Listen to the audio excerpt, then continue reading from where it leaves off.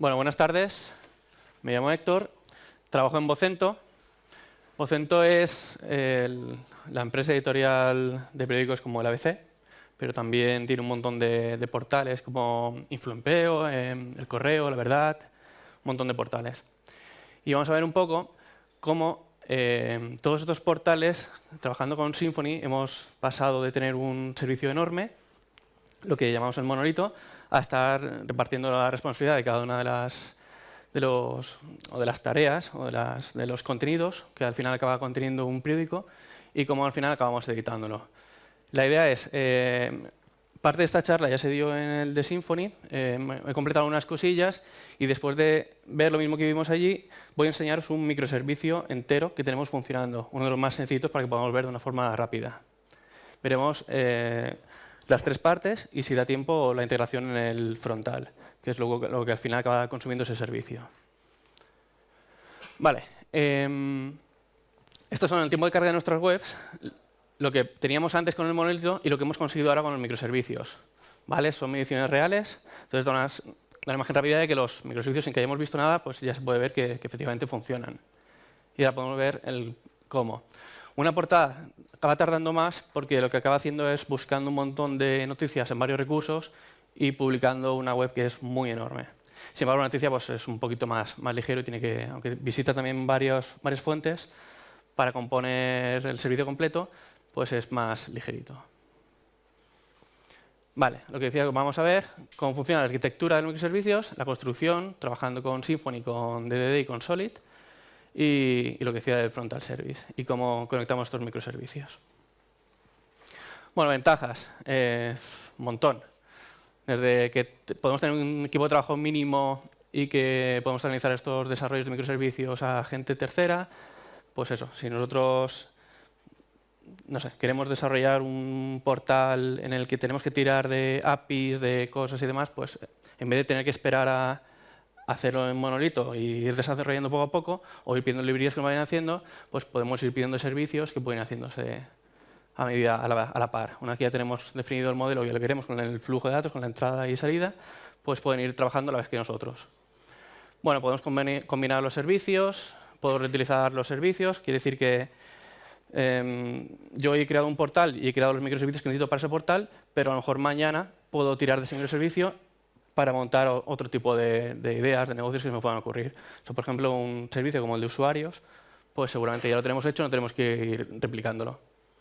Bueno, escalabilidad, no es lo mismo desplegar una máquina con todo el servicio completo, ir desplegándola en 10 máquinas para poder dar soporte a más gente, que ir desarrollando solamente o ir desplegando solamente los servicios que queremos desplegar. ¿Vale? Si por lo que sea el sistema de usuarios es muy demandado, pues solamente replicaríamos ese microservicio, de forma que todo lo demás sigue estando igual, pero como necesitamos más potencia en este microservicio, pues tiraríamos de ese. Bueno, si falla no tira todo el sistema, solamente fallaría ese y puede seguir pintando todo lo demás, favorece desarrollo ágil, pues eso, porque distintas personas pueden crear microservicios de forma paralela. Y una cosa muy importante es que podemos usar multihilo para recortar los tiempos de lectura de estos servicios. Esto en PHP suena raro, pero bueno, con las promesas podemos acabar tirando de todos los microservicios y que todo el mundo trabaje a la vez. En vez de, como hasta ahora, que terminaba un proceso, una clase, un servicio o lo que se fuera de Symfony y teníamos que tirar el siguiente. Y cuando terminaba, tirábamos el siguiente. Y cuando terminaba, renderizábamos. Pues con esto lo que hacemos es una petición a todas partes y todos los servicios trabajan a la vez y nos lo dan. Con lo cual, acabamos recortando tiempo y bueno, para la gente que le interese el SEO, pues ya sabe que acaba haciendo que tengamos bastante mejor posicionamiento. Desventajas. El crear los sistemas de esta forma consume memoria, lleva bastante tiempo fragmentar un monolito en los microservicios, incluso el estudio de cada uno de los servicios. Cuando se van multiplicando, y sobre todo si al final hay distintas formas de hacer microservicios, puede ser desde un servicio con varios endpoints, en el que tú le pides cosas que pueden ser relacionadas. Por ejemplo, en usuarios pues puede estar el alta, puede estar el login y puede estar otro tipo de cosas. Entonces esto lo podemos hacer en uno solo o podemos ir dividiéndolo. Al final, si vamos dividiendo en muchos microservicios y esos microservicios incluso los vamos dividiendo, como por ejemplo hace Netflix, pues acabamos teniendo un sistema enorme de microservicios. Y puede venir muy bien para algunas cosas, pero puede venir muy mal para otras. La desventaja mayor que yo veo en realidad acaba siendo la de tener optimizada nuestra infraestructura. Cualquier fallo o cualquier lag puede hacer que una página acabe cargando bastante más tarde, o incluso que acabe dando fallo. Y bueno, evidentemente las pruebas o los testeos. Si lo tenemos todo dividido, pues hacer una prueba acaba siendo un poco más complejo. Como forma de solucionar esto, pues intentamos también tener el testing al 100%, tanto con unitarios como con funcionales, cada uno de los microservicios y, por supuesto, el frontal. Y aún así, a veces nos encontramos que se nos ha caído un momentito cualquier tontería, una tontería inesperada. Vale, la arquitectura de un microservicio, tenemos distintos servicios, por ejemplo, el de configuración, el de layout o el de noticias, y todos, como vemos aquí, esto por ejemplo serían máquinas que hemos desplegado.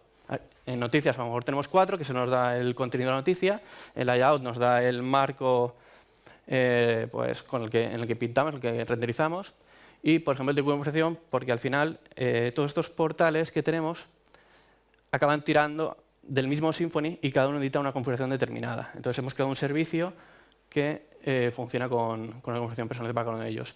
Y todo esto acaba siendo manejado por el Consul, que es el servicio que tenemos como Discovery.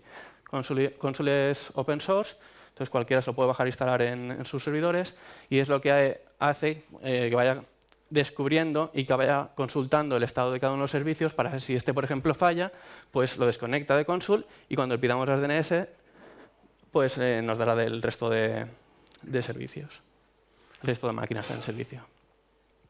Vale. Esto es, por ejemplo, una portada nuestra y vemos cómo lo hemos ido dividiendo. Pues tenemos todo tipo de servicios y todo al final lo acabamos integrando en el frontal service. Vale. Cuando empezamos a crear un microservicio, precisamente para que el Consul pueda hacer el descubrimiento, hemos creado un microservice bundle que se lo metemos a todos los microservicios en el que, ya directamente metiéndolo, ya nos imprime esto en una ruta, en nuestro caso en /service.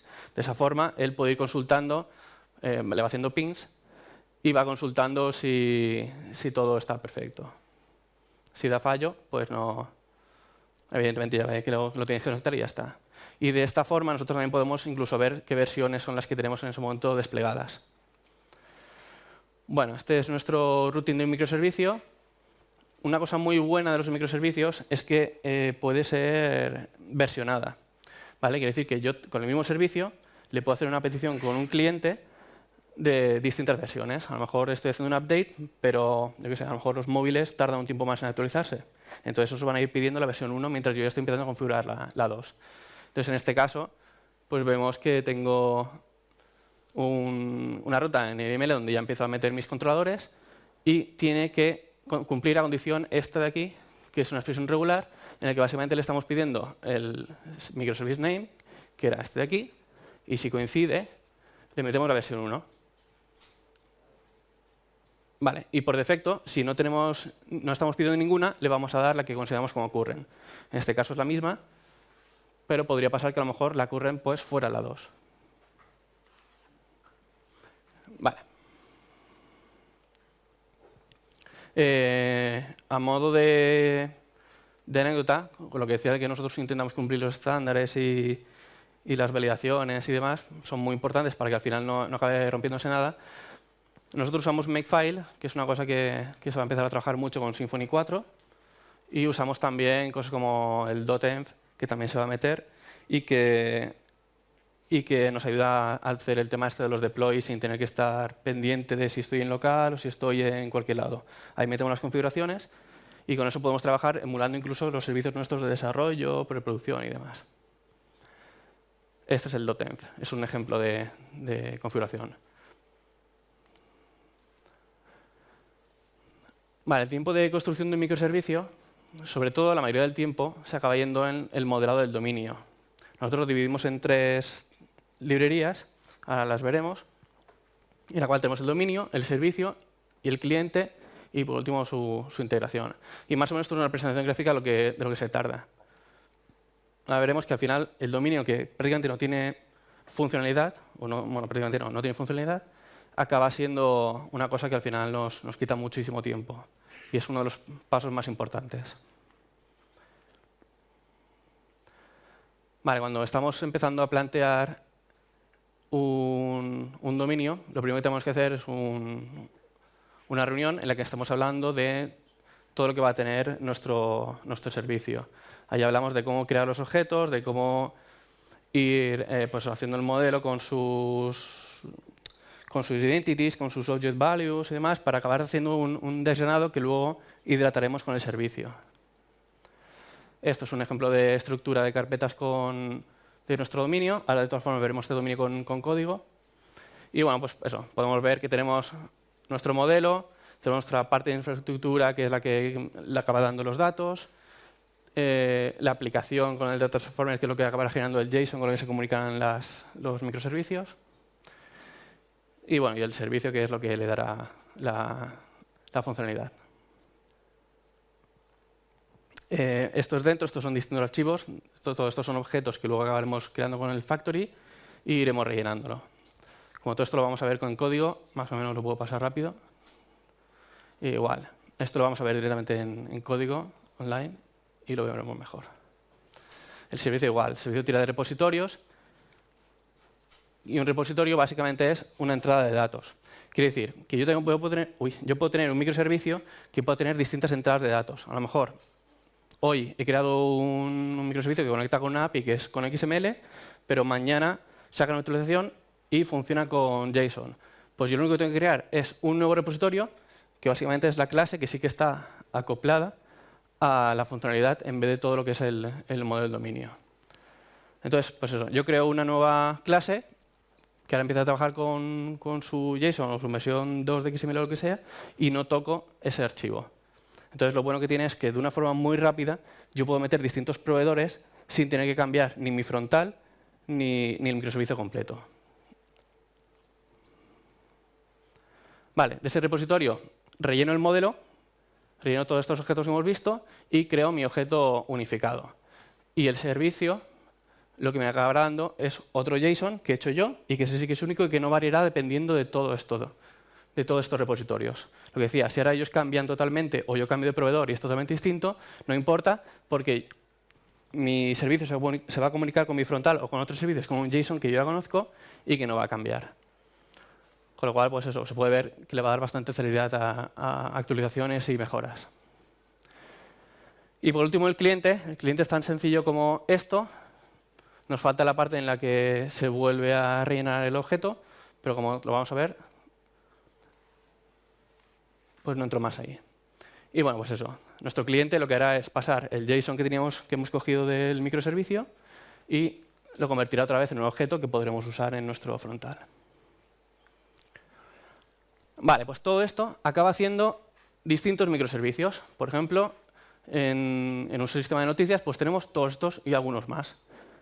Y todos acaban siendo manejados por el orquestador. El orquestador, pues eso, es un orquestador que al final es el que acaba decidiendo qué servicios son los que vamos a llamar y cómo los llamamos y qué hacemos con ellos. Este ejemplo está bastante recortado para poder ver un ejemplo muy simple. Tenemos, por ejemplo, bueno, veréis que estamos manejando con promesas, para lo que decía del tema del multihilo, para poder pedir varias cosas a la vez. Entonces, en este caso, estos dos servicios los va a pedir a la vez. Los dos servicios van a trabajar y los voy a recibir al momento. Bueno, en este caso pido el content, el de noticias urgentes, y hemos hecho una diferenciación de lo que para nosotros son servicios críticos y los que no lo son. De forma que si falla un servicio crítico, como por ejemplo consideramos que el servicio de contenido pues no tendría sentido que una noticia la pueda mostrar en blanco, pues esa página daría un error, pero sin embargo si no hay noticias urgentes o está fallando o el servicio falla, pues no importa. Yo no quiero que me tire la página web, la pintará, pero no me pintará el de las noticias. Y bueno, al final esto lo devuelve al controller y el controller se lo manda a renderización para que lo pinte como queramos. Esto es un poco a tipo de anécdota. Cuando tenemos muchos orquestators, la forma de poder trabajarlos, o hacemos un sistema de IMLs y llamando y tal, acaba siendo un poco más complejo. En el compiler pass creamos un bueno, metimos el patrón y lo que hicimos era que pues, acabamos definiéndolos todos y dependiendo de cuál sea, acabará llamando al que le toque. En este caso, pues este es el del patrón cadena. Metemos todos los orquestators, acabar metiéndolos todos en el sistema y al final, bueno, hay que declararlos.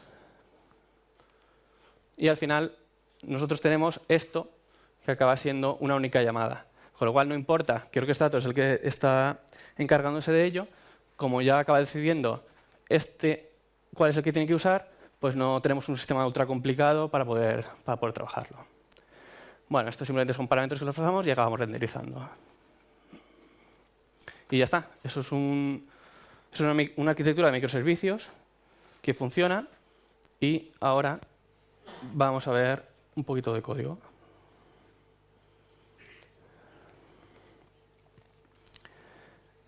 Vale, lo que decía... Hemos creado el microservice bundle. Este está disponible para que cualquiera lo pueda usar. Es muy sencillito. Y bueno, básicamente lo registramos en el kernel, lo configuramos con las versiones que estemos trabajando y lo que decíamos de la current.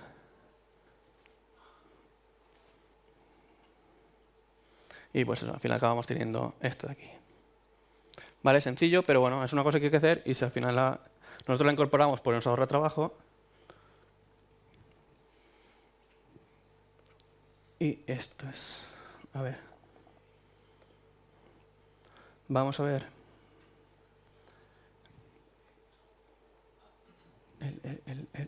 Es que esto está tan guay que no deja duplicar. Vale, este es el dominio. Vale, vamos a empezar por la parte del modelo. Ya os digo que esto es una cosa que realmente estamos trabajando. Este microservicio lo que hace es... los chicos del servicio o de la parte de multimedia, para todo el tema de vídeos y demás, nos acaba generando un JSON que nos lo escribe en disco y nosotros lo que hacemos es, dependiendo de la URL, pues entrará a ese JSON que acaba poniendo todas las definiciones de todo lo que tiene o esa foto, o ese vídeo, o esa galería. Entonces, sabiendo qué es lo que hace, podemos ver, por ejemplo, multimedia. Yo cuando lo construyo, multimedia, no sé qué empezó con multimedia. Bueno, sí. Multimedia cuando lo construyo con el factory ya le empiezo enviando un identificador, el contenido y una metadata, que básicamente son las estructuras más importantes. Y como vemos aquí, coincide que tengo aquí un content, una metadata, cada uno con sus cosas. Al final acaba teniendo, no es demasiado importante. Pero sí es importante que al final todo esto es lo que yo voy a poder acceder con el objeto construido. Y bueno, pues tenemos foto, fotogalería y demás. La parte de que no la veo. Vale, multimedia factory. Bueno, un factory es básicamente pues eso, un sistema que va construyendo el objeto con lo que le acabaremos pasando en el deserializador, que también veremos. Y bueno, simplemente eso, pues tiene sus builders y sus cosas. Vale, y luego dependiendo del endpoint vas a acabar sacando un data transformer u otro. ¿Vale? Quiere decir que a lo mejor en este caso el servicio de vídeo necesita acabar sacando una respuesta distinta de la de multimedia, porque acaba siendo un objeto distinto. Multimedia es la fotogalería. Aquí se llama multimedia. Entonces, como son objetos distintos y tienen propiedades distintas, pues la respuesta va a ser distinta en el JSON. Entonces, si por lo que sea tuviéramos a lo mejor en lo que decíamos del sistema de usuarios, tuviéramos un alta de usuario, pues seguramente la respuesta que yo necesito en mi JSON del servicio va a ser distinta. Entonces acabaremos teniendo un data transformer de cada uno de ellos. Y como vemos, básicamente lo que es crear el array, que luego haremos un JSON encode, y vamos procesando el objeto. Y lo rellenamos y lo devolvemos. Y esto ya en el servicio se verá cómo se usa. Bueno, tenemos mediante application service pues bueno, básicamente lo que hacemos es, se ve esto un poquito más sencillo con el servicio, porque es el que tira de todo esto. Pero bueno, tenemos aquí el service con el SDO que acaba tirando del repositorio y acaba tirando en nuestro caso, una función que se llama offURL, en la que le mandamos la URL de lo que decíamos de que esta página tiene un JSON y con eso yo iré a entrar a buscarlo y lo acabaré publicando. Entonces, lo que hago es, creo el objeto y luego acabo enviándose a Data Transformer y luego lo que hago es acabar imprimiendo el JSON. Vale, pues hasta aquí el modelo.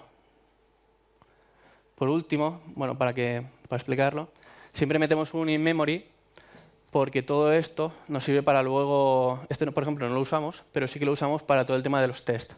Si no metemos esto aquí, yo no puedo hacer un test del modelo separado de mi servicio. Entonces yo entro aquí en mis tests, por ejemplo, y veremos que tenemos todo esto de aquí. Pues el de application, con sus tests y sus cosas. Entonces yo no podría probar esto si no lo tengo integrado, porque esto luego los tenemos los de verdad los tenemos en el servicio que ahora veremos. ¿Hasta aquí alguna pregunta sobre el dominio, el modelado?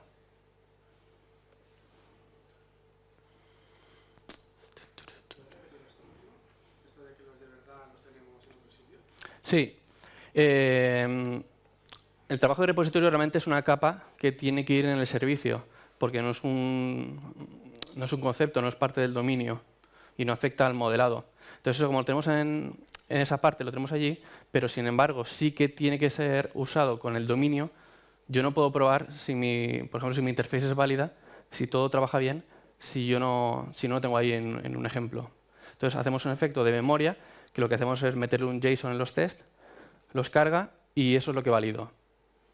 ¿Vale? ¿Quieres decir que el repositorio en sí es otro microservicio? No, el repositorio está en el microservicio el repositorio está en la parte del servicio. ¿Vale? Dividimos las cosas en dominio, en servicio y en el cliente. Entonces, este dominio lo va a cargar tanto el cliente como el servicio. Y ahora lo veremos, tranquilo.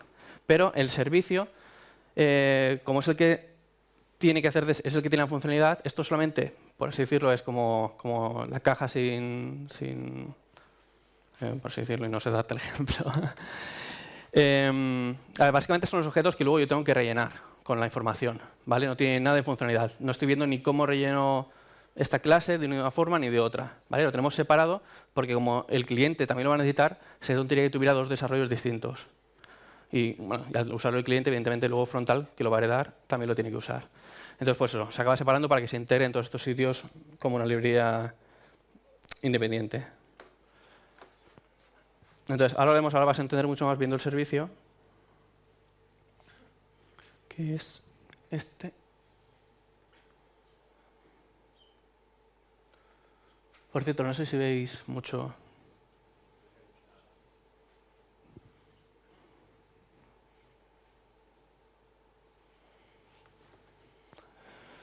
Vale.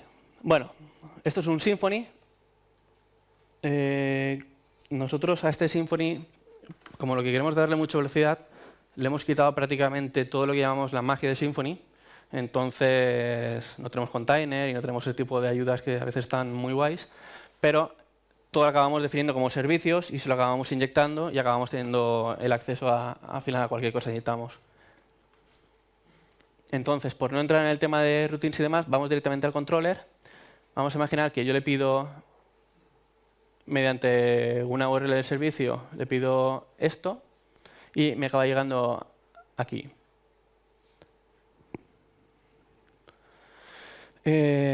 Bueno, pues eso. Vemos que en el servicio llamamos al execute que hemos visto antes, le creamos la request, que básicamente lo que hacemos pedir es enviarle la URL que hemos recibido, que la está recibiendo, y finalmente le devuelve un JSON response con todo lo que hemos creado.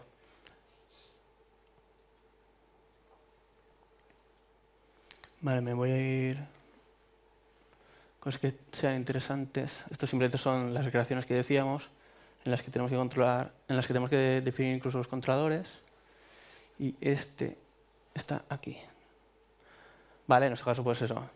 Vamos metiéndole cada uno de los controladores que necesitamos y le metemos la versión de del servicio que vamos a necesitar. Si yo por lo que sea creara un controlador nuevo que utilizara un update del controlador, pues aquí le metería la versión 2, por ejemplo, y automáticamente ya mediante la petición se la envío. Vale, vamos a ver un repositorio, por ejemplo. Este es el mismo que teníamos en memory, este es real, y esto lo que va a hacer es coger el archivo que tenemos en el disco duro y darnos esa información. Entonces, bueno, en este caso teníamos el URL que hemos visto antes, que es lo que le pedimos. Pues aquí acaba haciendo sus búsquedas exactas de dónde tiene que encontrarlo. Y esta es la parte importante en la que le pido que me lo deserialice, que es lo que va a devolver. ¿Vale? Yo he cogido mi JSON y le pido que me lo deserialice. Lo tengo ya en un array. ¿Vale? Y básicamente, pues igual, hacemos como hacíamos en el Transformer, pero al revés. Lo que hacemos es acabar metiendo todo en variables para enviárselo a los factories. Entonces, de esta forma, lo que os decía antes, yo tengo todo muy desacoplado. Si yo ahora quiero crear un nuevo repositorio, lo puedo crear, lo llamo desde las creaciones de servicios, en este caso en repositories. Vale, vemos aquí que tengo las clases estas, ahora mismo estamos viendo esta. Y bueno, le envío la URL donde va a estar el archivo y cuál va a ser su factory, en este caso el Multimedia Factory, pero podría ser otro o podría crear otro en cualquier momento.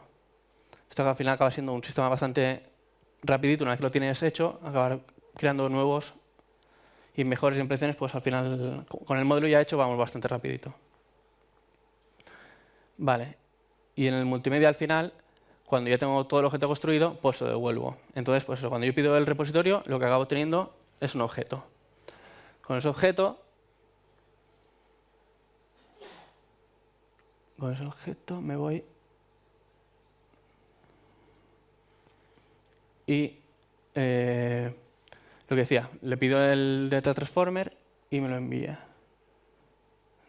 Lo que no sé si tengo esto abierto todo. Tengo abierto todo.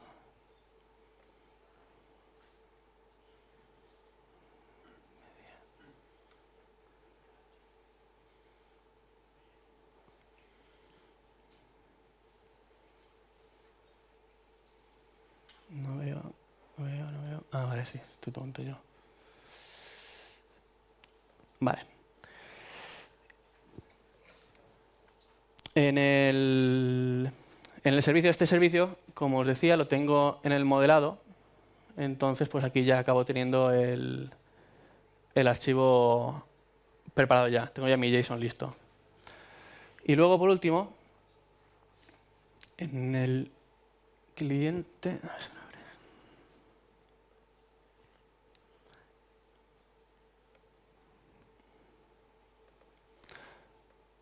Vale, el cliente, como os decía, es muy sencillito. Básicamente lo que acaba haciendo es una petición en este caso también por métodos, pero son endpoints. Entonces yo en mi frontal lo que hago pidiéndole es este método y ya aquí dentro le digo dónde va a tener que llamar en el servicio con su versión y todo esto.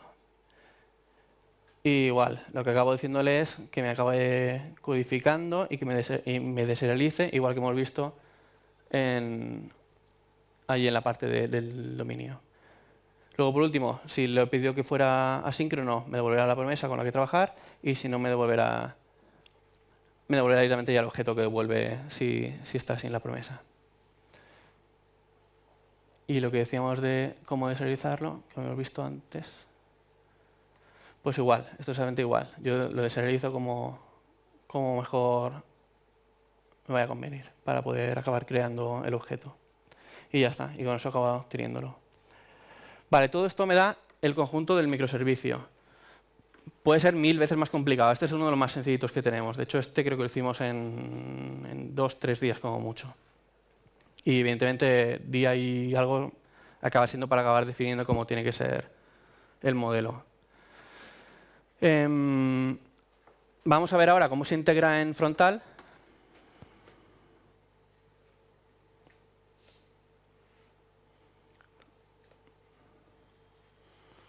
Bueno, aquí sí que puede ser interesante.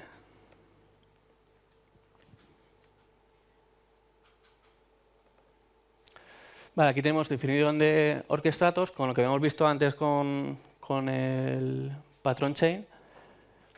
Pues es interesante pues eso, que acabamos definiendo un orquestator con todos los orquestators posibles y en cada uno le inyectamos los clientes que va a necesitar. Pues por ejemplo, en esta petición yo necesito layout, en otra necesito links, necesito el TUI layout register para que luego podamos ir trabajando con lo que nos devuelve layout, un servicio de módulos, un servicio del tiempo, un servicio de contenido.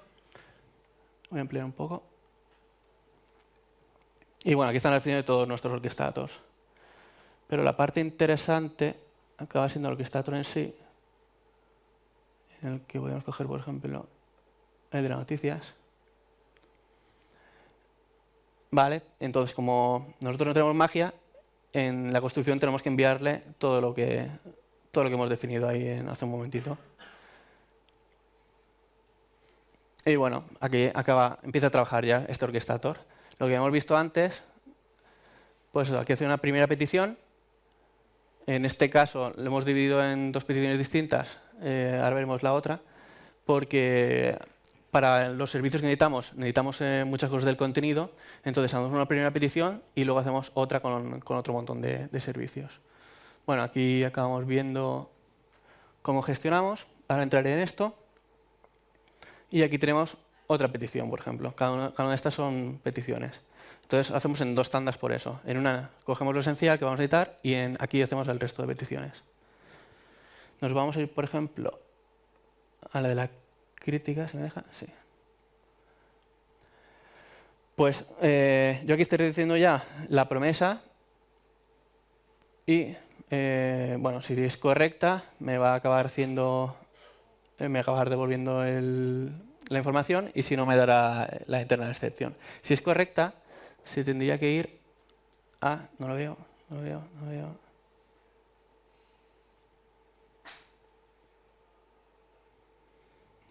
Ahora con el ángulo de pantalla.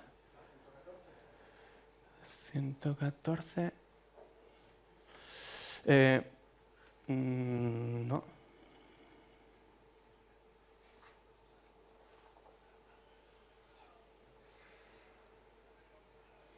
Yo no lo veo.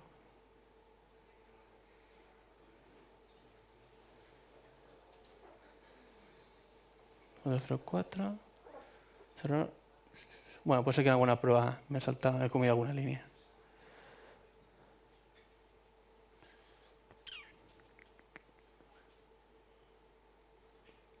Bueno, no sé, no lo veo, pero da igual. Bueno, el caso es que si no da error, me acaba llevando a... No, mentira, es al revés. Si es opcional, me lleva a la crítica como si fuera crítica y si no da el error. Claro, eso es lo que no estaba viendo. Vale, y si es una crítica, al final sí acaba devolviendo el status y acaba devolviendo... Eso sí, perdona. Aquí sí. Acaba devolviendo ya su valor.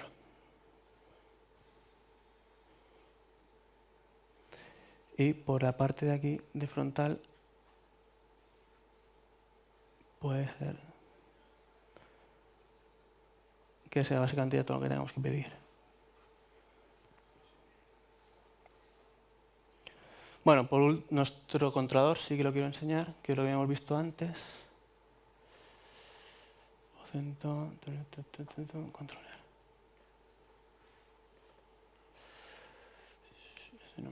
Este, por ejemplo. Vale, luego al final... New section, no es lo que buscaba. No, sí, está en frontal. Vale, sí, es este.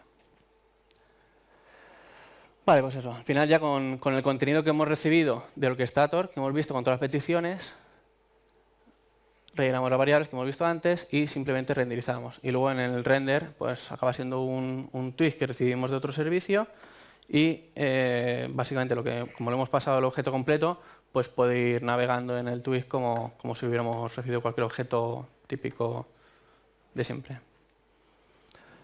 Y básicamente estos son los microservicios y un ejemplo de cómo trabajamos con ellos. ¿Alguna pregunta? ¿Lo tenéis todo en un repositorio de código, en varios repositorios? Lo tenemos en varios repositorios, claro. ¿Y cuando queréis hacer refactor de alguna cosa que se usa en varios sitios? Pero igual igual te paso esto porque como lo graban. Gracias. Vale, si lo tenéis en varios repositorios de código, cuando queréis hacer refactor de la parte del modelo que utilizan también los servicios y que utiliza también el cliente, ¿cómo lo hacéis para que sea de una forma más o menos segura? ¿O confías en los test y ya es suficiente? Bueno, suficiente no es porque al final tienes que probarlo. Y yo, por ejemplo, para no acabar subiéndolo arriba y demás, básicamente, por ejemplo, en el servicio, cuando estoy tocando el modelo, lo que hago es que le cambio o le añado el repositorio como path en el composer y entonces cuando hago cualquier instalación tiro directamente de mi local. Cuando ya veo que todo está bien y ya le he hecho los tests y demás, pues entonces ya lo subo. Y igual con el cliente. ¿Ese era tu...? Lo único, si cambias en distintos repositorios, después haces commit en varios repositorios y los subes todos a la vez, lo versionas con la misma de esto. O sea, al final los subo a la vez, ¿no? Tengo que subir, por ejemplo, si he cambiado el dominio y no he cambiado nada de servicio, subo solamente el dominio. Si he tenido que cambiar algo de servicio y no afecta al dominio, subo solamente el servicio. Como son separados, no me obliga a... Vale, porque la parte de comunicación es lo que has comentado, que es el JSON ese intermedio, ¿no? ¿O no? A ver, pero tú cuando me estás hablando de repositorios, ¿te estás refiriendo a los repositorios de trabajo Git? Sí. Vale, es que los repositorios de los que hablaba cuando estábamos hablando de... Sí, son distintos. Son yo dos cosas distintas. Del control de versiones, ¿Sí? si lo tenéis en un solo repositorio o en varios... No, claro, el cliente está por un lado, el servicio por otro y el dominio por otro. Pero lo que te digo, para no estar subiéndolo y luego descargarlo y probar, la forma de trabajo es simplemente esa. Yo me bajo una copia, la edito, le creo los tests y cuando creo que los tests validan y está todo bien, lo que hago es en el composer del repositorio, le creo una llave de repositorios, le pongo que lo coja de path, le pongo la ruta y entonces ya tiro de ahí. Entonces acaba siendo como un vendor de cualquiera de toda la vida. Vale. Y cuando has comentado que la parte del repositorio en memoria, ahora sí de los datos, ¿cómo validas que se comportan de la misma forma el repositorio real que el repositorio en memoria? Vale. Bueno, si yo entrara ahora en la creación, veríamos que lo que yo cargo es una interface. Entonces, al final, todos los repositorios, todos, tienen que cumplir esa interface con cada una de las llamadas. Entonces, si yo tengo una llamada, a mí me da igual el repositorio real cómo va a ser para el caso este del dominio. Yo tengo mis entradas y tengo mis métodos, y si ese método me devuelve lo que yo esperaba que tenía que devolver, porque le estoy enchufando un JSON ficticio, por eso es in memory, pues entonces acaba validando. Y cuando le meta un repositorio real, como cumple esa interface con entradas y salidas, pues debería dar OK. Vale.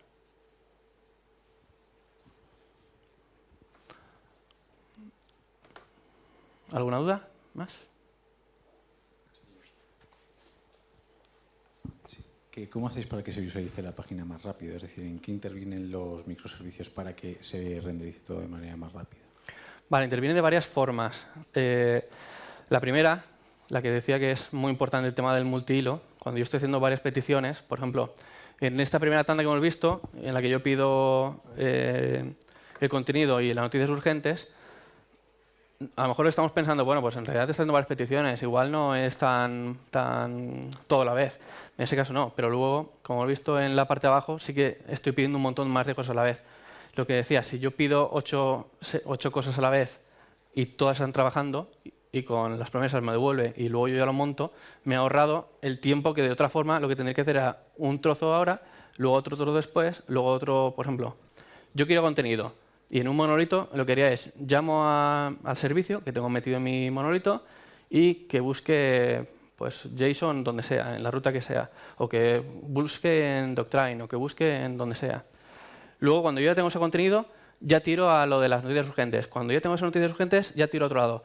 Pues todo ese tiempo lo que hemos hecho ha sido alargarlo para que los microservicios trabajen a la vez. Esa es una de las cosas más rápidas que hemos hecho. Y luego, un tema de los microservicios también que funciona bastante bien es que como son servicios independientes y son servicios REST, esos servicios son cacheables. Nosotros, por ejemplo, las noticias las cacheamos de forma que toda esa generación no la tiene que hacer. Yo le hago una petición y inmediatamente me la devuelve. Y es muy rápida ya con el formato que yo quiero. ¿Vale? No tiene que hacer una búsqueda en base de datos ni nada de eso. Y eso es otra cosa que que acaba haciendo. Que evidentemente luego de otra forma podría haber tirado por memcache y demás, pero seguramente también hubiera tirado de una memoria incluso a lo mejor más alta, porque cachear todas las noticias completas con todo el objeto seguramente acabaría siendo más pesado. Pero sobre todo donde lo notamos más es en el tema del multihilo.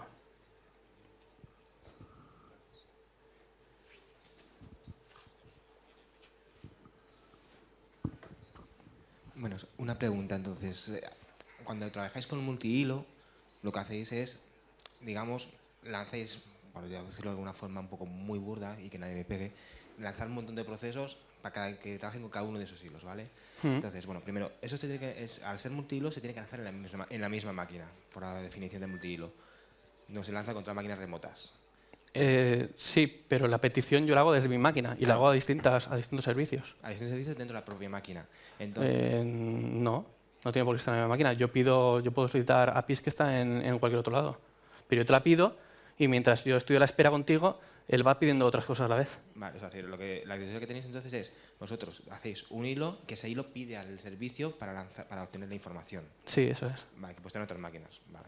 Entonces me has contestado un poco la pregunta.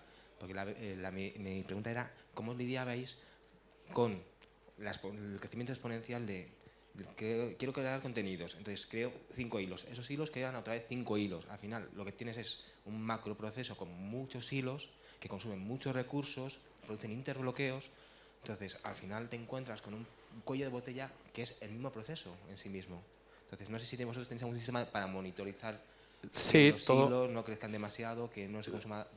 memoria es fácil de controlar, pero a ese nivel... Sí, nosotros en Vocento tenemos la suerte de tener un equipo de infraestructura más o menos grande, que son los que acaban monitorizando todo este tipo de cosas y son los que acaban viendo a ver si tienen que desplegar algún servicio más o no. Hoy por hoy no hemos tenido ningún problema con ese tema. Pero al final, quien acaba tirando el multihilo no son los servicios, que podrían hacerlo, pero en nuestro caso por ahora no. Quien está tirando es frontal. Entonces al final tenemos, como en una pirámide, acaba haciendo una petición hacia abajo a todas partes a la vez. Pero ellos, hoy por hoy, seguramente alguno tiene que hacer peticiones uno a otro, pero no le acaba afectando. Y aún así, siendo multihilo, entiendo que a poco que recorte, va a acabar recortando. Pues si un microservicio tiene que tirar de 2 servicios a la vez, por ejemplo, igual, o hace uno y espera y carga el siguiente, o carga los 2 a la vez.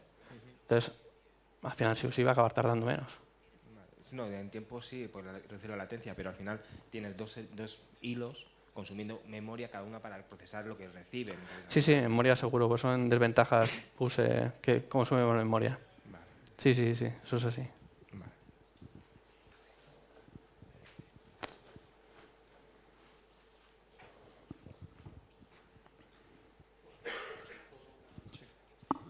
El tema de la optimización de los tiempos, que habéis bajado a 300 y a 100 milisegundos, ¿es con algún tipo de caché o es directamente de montar No, la respuesta? es la carga. Nosotros además, pero ya no afecta a los microservicios, tenemos otra caché aparte y eso tarda todavía menos porque esa carga la página generada tal cual. Esos son tipos de cargas reales.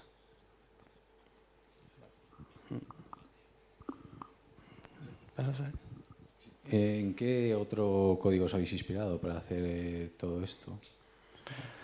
Bueno, nosotros tenemos un arquitecto muy bueno, es Ariel Ferrandini, estaba muy metido en el mundo de PHP, Symfony y demás.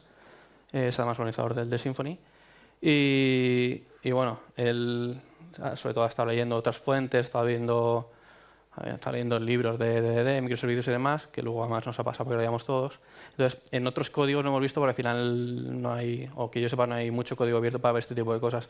Pero sí que en estas documentaciones sí que hay ejemplos suficientes como para acabar desarrollando cosas así. Y luego cada uno le mete un poco su estilo. Vale, hay veces que a lo mejor empiezo a mirar y me cuesta encontrar algo porque a lo mejor yo no lo he hecho, es exactamente así, y a lo mejor un microservicio puede ser un poco distinto del que haya hecho yo. Al final hemos ido aprendiendo y ha tenido que ser a base de eso, a base de lectura y de prueba y error, hasta encontrar una forma óptima de poder usarlos. Podríamos haber hecho sin problema instalar un Symfony como microservicio que haga solamente una función y me voy a otro lado, instalo otro Symfony y que haga otra función y ya está. Y a lo mejor en vez de tirar multihilo, pues y aprovechamos cada una de las caches y de las cosas y no usamos toda la optimización que hubiéramos podido hacer. Entonces, digo que ha sido al final prueba y error. Y sobre todo eso, mucha lectura. ¿Cómo has dicho que se llama esa persona, el arquitecto? Ariel Ferrandini. Ariel Ferrandini. Sí, sí. Sí, sí.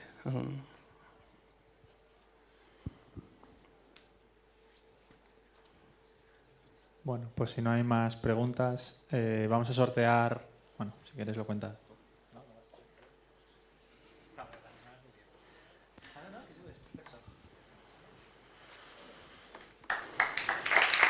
Gracias.